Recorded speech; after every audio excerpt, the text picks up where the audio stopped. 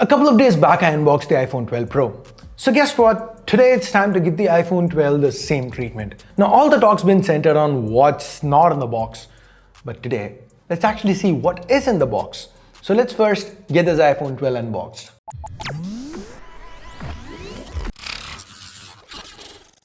First things first, this box is tiny. We have a picture up front and iPhone branding to the sides.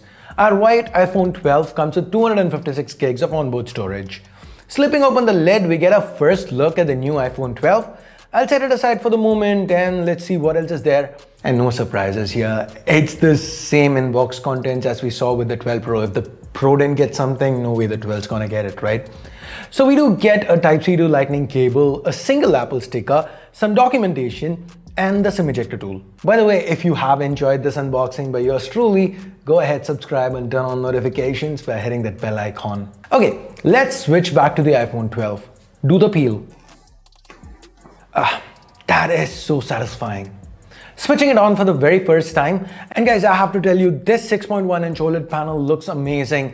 Considering just how much time we spend on our phones staring at these displays, this one upgrade, it might just be enough for a lot of people to jump ship from the last generation iPhone 11.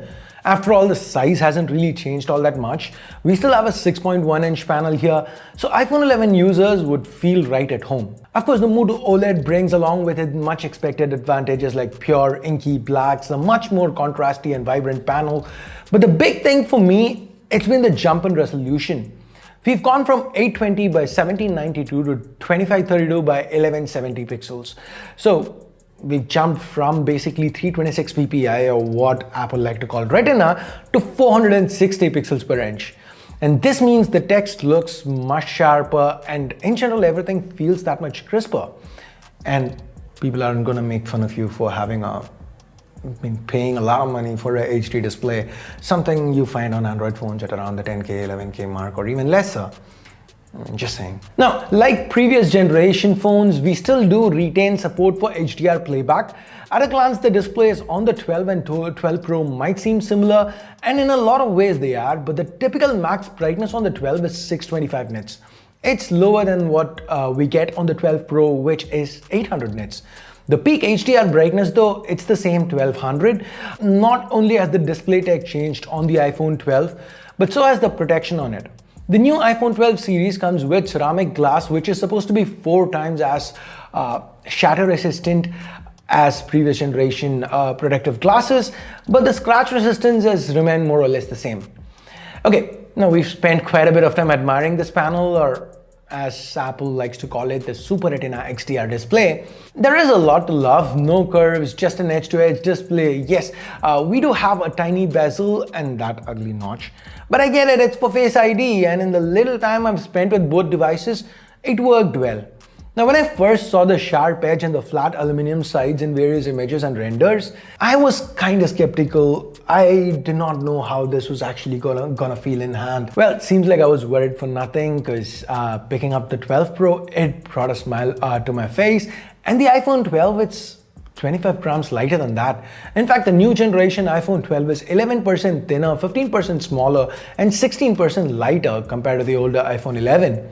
So as far as the in-hand feel goes, Apple has nailed it. In fact, Apple has nailed the whole design aspect of these new iPhones. I love how light they are, the fact that you can use them single-handed despite that display size, and the buttons nice and clicky and exactly where we would expect them to be. The entire build is nice and sturdy. I only wish they'd made the jump to Type-C. I mean, the iPads have made the change a long time back. I really think they should let go of Lightning on the iPhones as well. And hey Apple, while you were at it, throw in a 120Hz refresh. I mean, we've been seeing 90Hz on like 10,000, 12,000 rupee Android phones. So 120Hz, come on. Now we have support for up to 20-watt fast chargers. They can charge the iPhone 12 up to 50% in under half an hour.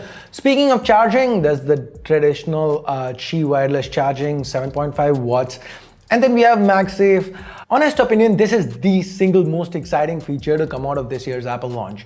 Secretly, I'm hoping that other companies take cue and find some way to implement something similar. The A14 Bionic comes with a usual host of performance improvements.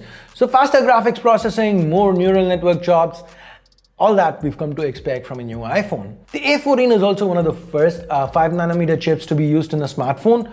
The only other one out there, if you actually know which one it is, leave a comment down below. Okay, so we have a more powerful, albeit efficient processor, a higher resolution screen, 5G capabilities in some markets, and a thinner iPhone. Something had to give, right? Sadly, that's the battery capacity.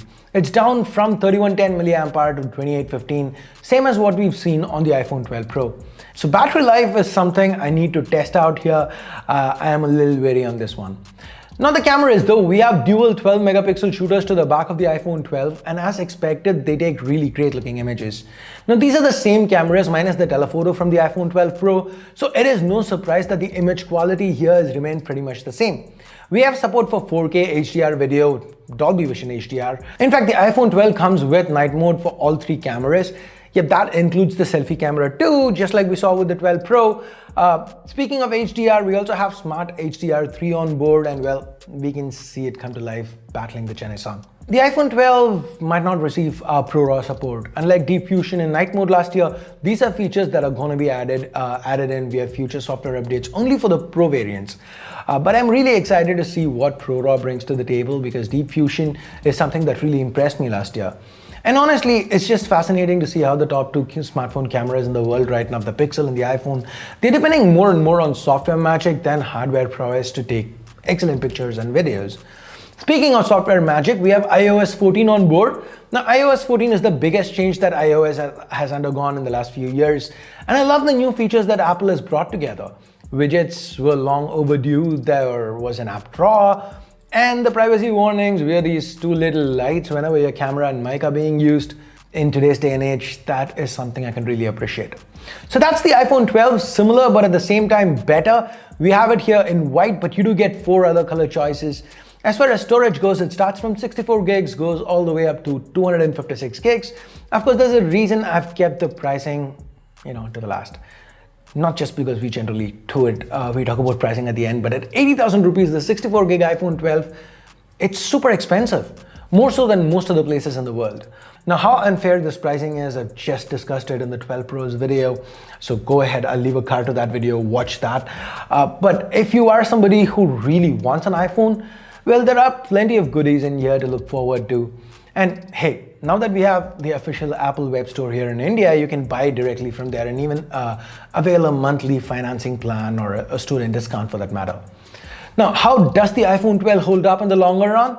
Well, wait for the full review. As of now, I want to know what you guys feel. Which features of the iPhone 12 do you like the most?